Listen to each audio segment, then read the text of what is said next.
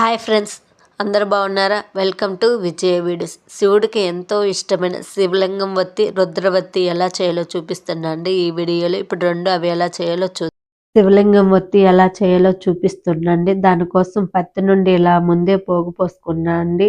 ఇలా పోసుకోవడం ఎలాగో already video చేసి పెట్టినండి, ప్లేలిస్ట్లో ఒకసారి చెక్ చేయండి.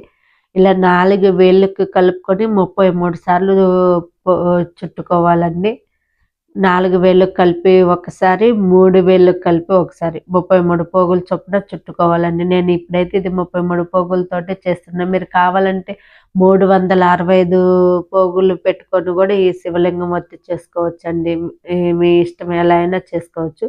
4 వేళ్ళకి కలిపి ఈ విధంగా 33 పోగులు చేసుకున్న తర్వాత 3 వేళ్ళకు కలిపి 33 పోగులు చేసుకోవాలి. ఇలా చేసుకున్న ఇప్పుడు ఇలా 2 సార్లు కూడా 33 పోగులు చొప్పున చేసుకోవాలండి. ఈ విధంగా చేసుకున్న ఇప్పుడు చూపిస్తుండండి. ఇలా చిన్నదొకటి పెద్దదొకటి 2 చేసుకున్నాండి. 2 కూడా 33 పోగులు చొప్పునే చుట్టుకున్నాను. ఇప్పుడు పెద్దది దాంట్లో చిన్నది పెట్టి ఇలా ప్లస్ లాగా పెట్టి ఇప్పుడు శివలింగం లాగా చేసుకోవడం అండి. ఇంకొకసారి కూడా చూపిస్తుంది. ఇలా కిందని ఇంకా పెట్టి మధ్యలో వేలు ఉంచుకొని ఈ గ్యాప్లో నుంచి పత్తిని పెట్టేసి లాగేసుకోవడం అండి. వీడియోలో చూస్తుంటే మీకు క్లియర్గా అర్థమవుతుంది. ఈ విధంగా లాగేసుకున్నాం అనుకో చాలా ఈజీగా శివలింగం ఒత్తి రెడీ అండి. మీరు 2 ఒకే సైజులో చేసుకుంటే ముడేసుకునేటప్పుడు కాస్త కష్టంగా అనిపిస్తుంది. అందుకని ఒకటి పెద్దగా ఒకటి చిన్నగా ఈ విధంగా 2 చేసుకున్నారనుకో ఈజీగా ముడి వేసుకొని శివలింగం ఒత్తి తయారు చేసుకోవచ్చండి. నా ఛానల్లో చాలా రకాల వెరైటీస్ ఒత్తులు ఉన్నాయండి, ఒకసారి చూడండి. పైదేమో శివలింగం, కిందేమో పానపట్టం, అంటే శివ పార్వతులకి సింబాలిక్గా ఈ ఒత్తి కూడా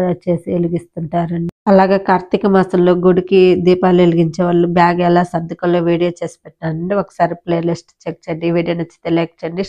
శివుడికి ఎంతో ఇష్టమైన రుద్రవత్తి ఎలా చేయాలో చూపిస్తున్నాను. దానికోసం పత్తి నుండి పోగు ఇలాగ ముందుగానే తీసి పెట్టుకున్న ఏళ్ళకి 27 సార్లు చుట్టుకున్నా అండి. ఇలా చుట్టుకున్న పోగులకి 365 వరుసలు వచ్చేలాగా చుట్టుకోవాలండి. సుమారుగా 165 వరుసలు చుట్టుకుంటే కింద ఒకటి మీద ఒకటి కలిపి 365 పైనే అవుతాయండి. ఇలా చుట్టుకున్నాక ముడేయడం కోసం ముందుగా మనం 27 పోగులు చేసుకున్నాం కానీ దాని మధ్యలో ఈ విధంగా గ్యాప్ చేసుకొని ఒక చివర తీసుకొని ఇంకొకటి పెట్టి లాగేయాలండి. వీడియోలో చూస్తుంటే మీకు క్లియర్గా అర్థమవుతుంది.